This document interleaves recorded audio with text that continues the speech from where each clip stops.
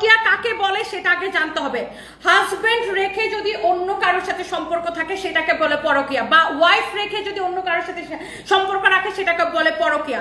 আমি একজন single mother, আমার যদি কারোর সাথে সম্পর্ক হয় সেটা কখনোই পরকীয়া হবে না, বাই দ্য ওয়ে। আর আমার নামে এইসব ফ্রড নিউজ, এবং আবার সে আবার দেখেন এখানে কমেন্ট করে, কত বড় নির্লজ্জ হলে সে এখানে কমেন্ট করতে পারে।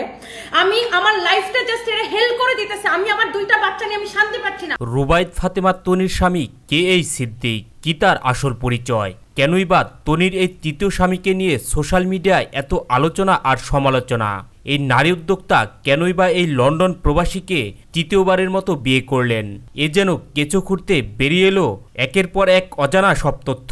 হ্যাঁ, আমাদের রিলেশন করে বিয়ে, আর যেহেতু আমার জীবনে একটা ধাক্কা ছিল, আমি সিঙ্গেল মাদার ছিলাম, আমার কাছে মনে হতো যে আমার ম্যাচিউরড কাউকে পছন্দ হতো, আমার সবসময় ম্যাচিউরড মানুষকে পছন্দ হতো যাদের একটু বয়স বেশি। যেহেতু একবার আমি একটা ধাক্কা খাইছি, কারণ আমার কাছে মনে হতো যে আমাকে স্বাধীনতা দিবে, যে আমাকে কাজ করার স্বাধীনতা দিবে, যে আমাকে বুঝবে, এবং যার একটা ভালো পার্সোনালিটির মানুষ। এবং আমার হাজব্যান্ড অসম্ভব ভালো মানুষ, আর যেহেতু ও বিদেশে পড়া হয়েছে, লন্ডনে পড়াশোনা সবকিছু ওখানে, আর ওর ফ্যামিলি ব্যাকগ্রাউন্ডও ওর চিন্তা ভাবনা অনেক মুক্ত চিন্তার মানুষ। তো আমি সবসময় চাইতাম যে এরকম একজন মুক্ত চিন্তার মানুষকে বিয়ে করতে, এবং ওর সাথে আমার রিলেশন করে বিয়ে করা। চলতি বছরের শুরুতে না ফেরার দেশে পাড়ি জমান নারী উদ্যোক্তা রুবাইদ ফাতেমা তনির স্বামী শাহাদাত হোসাইন দীর্ঘদিন অসুস্থ থাকার পর ব্যাংককের একটি হাসপাতালে চিকিৎসাধীন অবস্থায় মারা যান তিনি। এরপরেই হুট করে গুঞ্জন শোনা যাচ্ছে ফের বিয়ে করছেন এই নারী উদ্যোক্তা। সম্প্রতি তনি তার ফেসবুকে এক ব্যক্তির জন্মদিন উদযাপনের বেশ কিছু ছবি শেয়ার করেছেন। মূলত এরপর থেকেই সামাজিক যোগাযোগ মাধ্যমে তার বিয়ের বিষয়ের গুঞ্জন ছড়িয়ে পড়ে। আমি প্রেম করি, একটা করি, মন চায় আমি প্রতি দেশে দেশে একটা করে। তাও মনে করেন ওইটা লুকানোর ব্যাপার ছিল, লুকানোর কিন্তু কিছু নাই। আমার কথা, আমার জীবনে লুকানোর কিছু নাই। আর সোশ্যাল মিডিয়ার মানুষকে বিচারক না কিছু, তারা আমার পার্সোনাল লাইফ জাজ করবে, আমার যা মন চায় আমি তাই করবো। তারা কি আমার খাওয়ায় না পড়ে আপনি বিয়ে করছেন কিনা, আপনি যদি বিয়ে করে থাকেন তাহলে আপনার হাজবেন্ড কোথায়? কেন আমি বিয়ে না করলে কি এরা এদের হাজবেন্ডকে আমাকে দিয়ে দিবে, নাকি এদের জামাইরা আমাকে বিয়ে করতে চায়? কোনটা? এটাই মনে হয় লাস্টেরটা হবে হয়তো।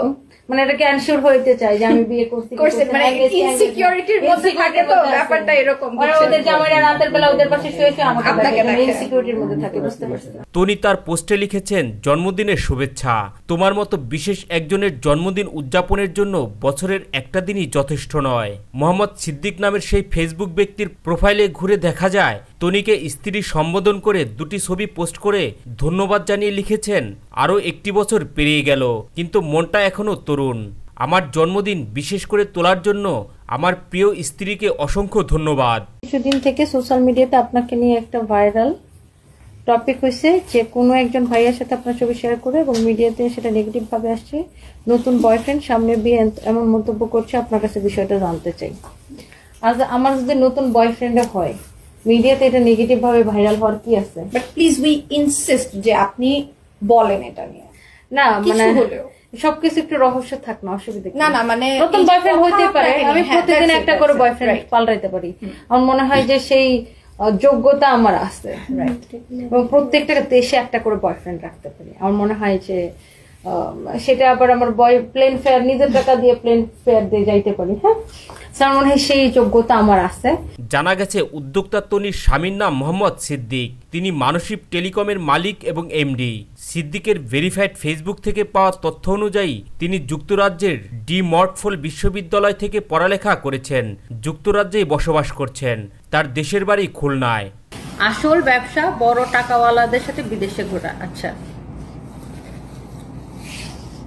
রুম ডেট করার বিনিময়ে কোটি কোটি টাকার মালিক। আচ্ছা, তোর মতো পোলাগুলা তারা 500 টাকার বিনিময়ে মেয়েদের সাথে ভাড়ায় যাস, তোদের কাছে এগুলাই মনে হবে যে আই ওয়াশ ব্যবসা। প্রসঙ্গত তনির দ্বিতীয় স্বামী শাহাদাত হোসাইন ছিলেন একজন সফল ব্যবসায়ী। প্রথম স্বামীর সঙ্গে বনিবনা না হওয়ায় বিচ্ছেদের পথে হাঁটেন তিনি। এরপর ভালোবেসে বিয়ে করেন শাহাদাতকে।